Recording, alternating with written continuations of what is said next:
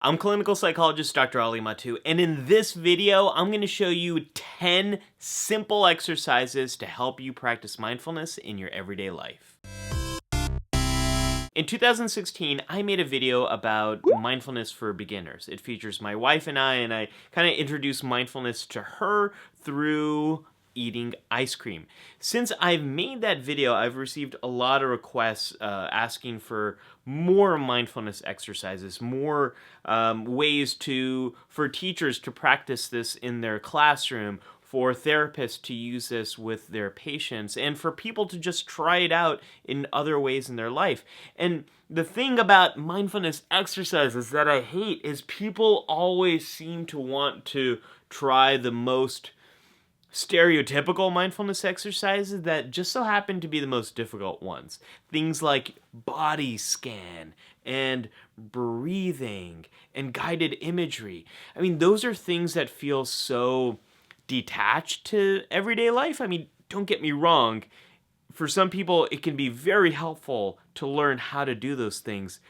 But most people, when I bring it up, it sounds kind of hokey. And when they try it, it sounds kind of difficult.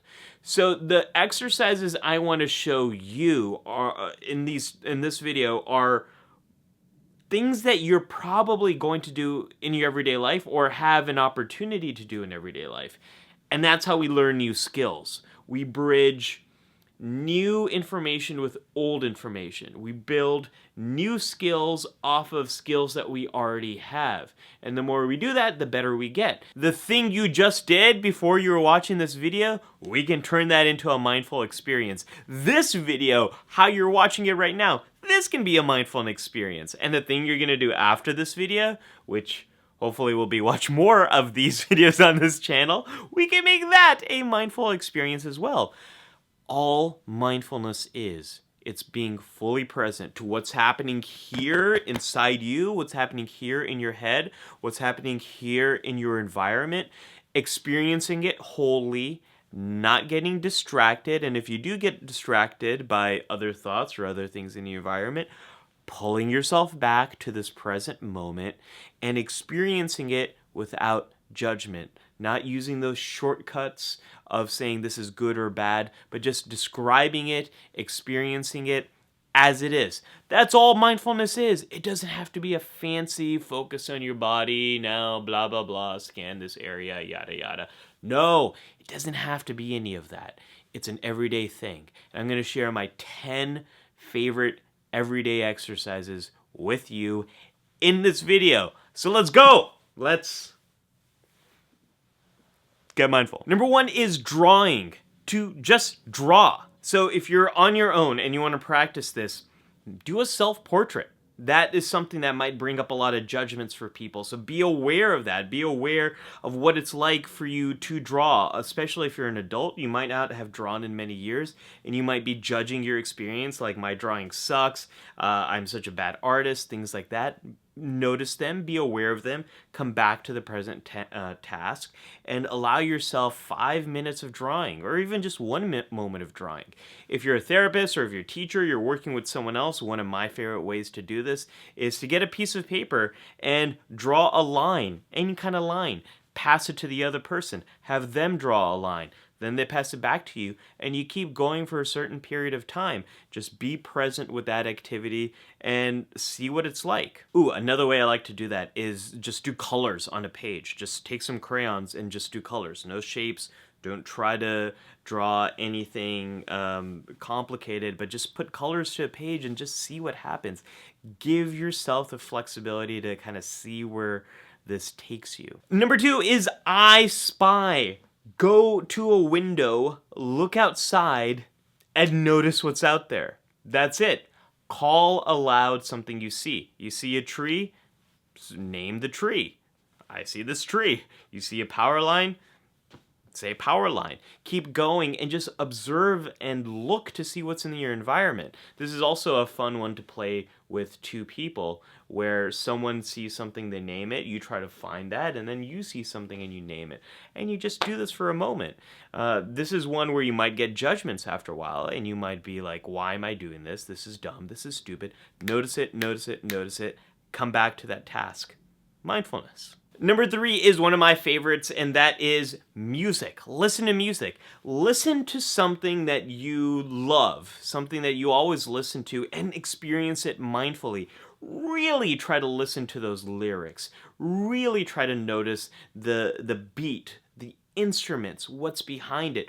How do you respond inside as you're listening to that music? What happens to you when you listen to that music?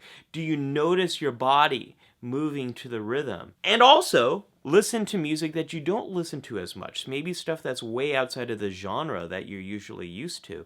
And then another way I like to do this is I like to play songs that people experience a lot of judgments to. So my go-to is that song from Titanic, My Heart Will Always Go On, I think it is.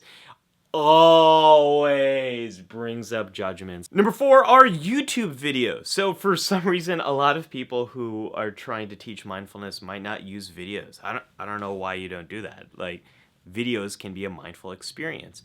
As you're watching this video, what are you noticing inside of you? What are the distracting thoughts that you might be having? What judgments are you having about this video? How I framed it, the stuff here on the set, what I'm wearing, the sound of my voice. There are so many things that probably produce judgments. Some may be good, like my amazing Starship collection over here. Some may be bad about, is he talking too fast? I don't like this. I don't like the way he's talking. He's talking way too fast. I can't follow him. Whatever the judgments might be, there's so many ways to experience this video mindfully.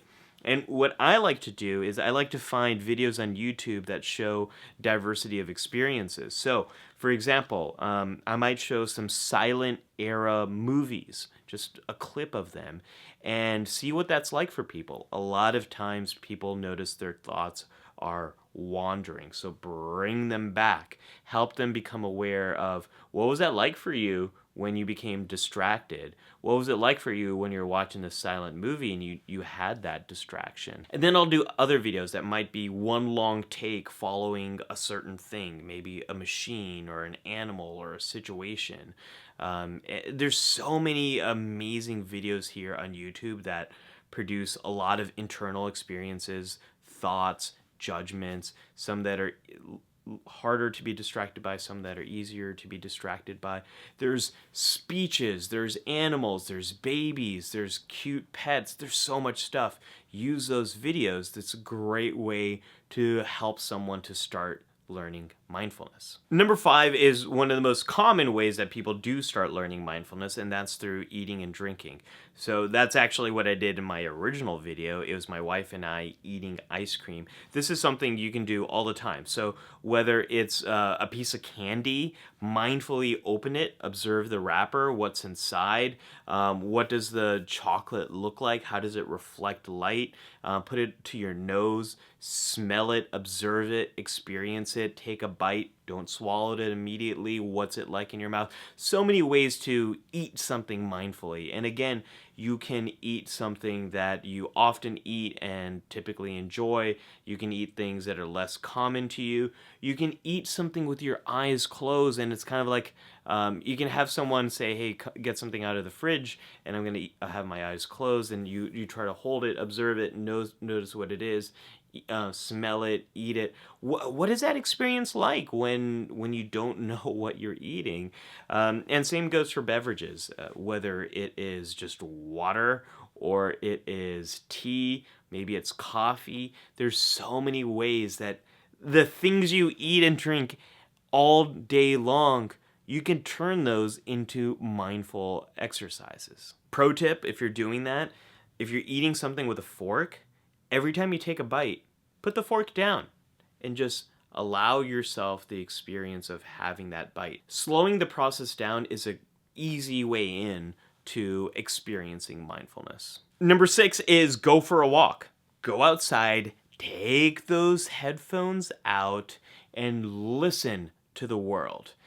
Notice sounds in the environment. Notice what your body feels like as you're walking for a while. Notice the temperature. Notice smells in the environment. Notice distractions in the environment. Where is your head being pulled to? All of that sort of stuff.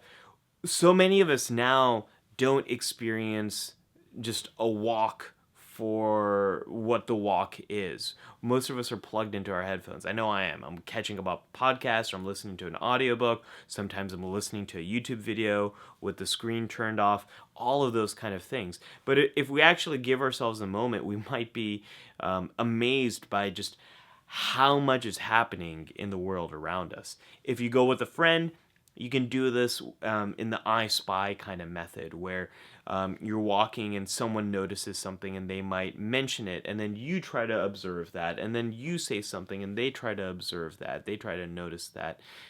There's so many opportunities for mindfulness just from going on a walk. Number 7 is get your hands dirty. Find something that you can get your hands on, whether it is dirt or grass or Play-Doh or slime, whatever you want, whatever you have around the home, Scotch tape, whatever it is, and really experience it with your hands. Let your hands dive in. What are you noticing from the texture? Is it slimy? Is it slippery? Is it hard? Is it rough? Is it soft? What judgments come up about that? Oh, this feels good. This feels weird. This feels strange. This feels nice. This feels relaxing. All of those things, become aware of those and challenge yourself to see if you can describe those things without using judgment. So if you feel like it's weird, what about it makes it feel weird? Well, it's unusual, or I don't think I've ever felt anything like this before. Get your hands dirty and really allow yourself the tactile experience of mindfulness. Tactile? Tactile? Tactile. Let's go with that. Number 8.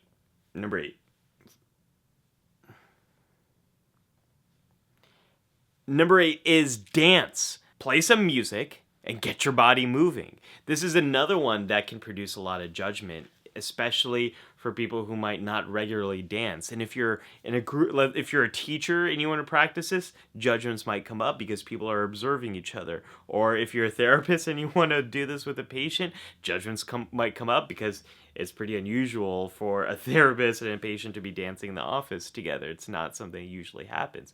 But give yourself permission to let your body go to the music in whatever way you want.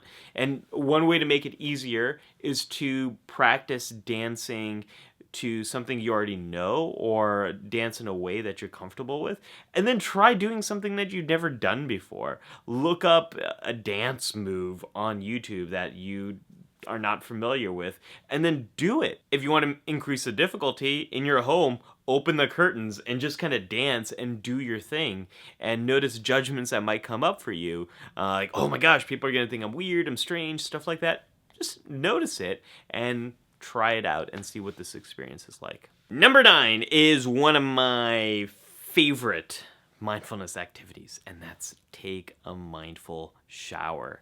Turn the water on.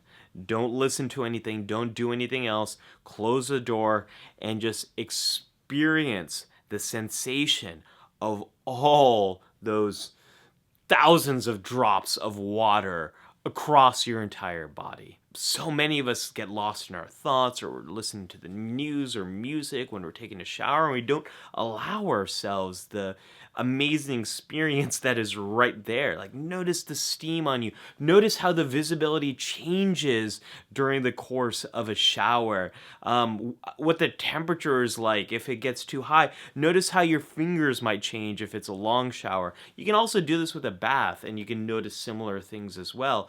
You can also change this experience by changing the temperature on the shower, or you can add a scent. You can add a eucalyptus scent, and now notice what the experience of the shower is like. There's so many ways to really challenge yourself here, so allow yourself the amazingness of that moment. Number 10 is to play a game, whether it's a board game, a video game. Allow yourself to be completely present, completely aware, and experiencing it without judgments. One way I like to do this is by playing Mario Kart, because it's so challenging for me to play that game without experiencing judgments. I always get judgments, especially whenever I get like a blue shell, or like I'm doing really well and someone gets a weapon and just like destroys me and now I'm in last place. I always get judgments when that happens.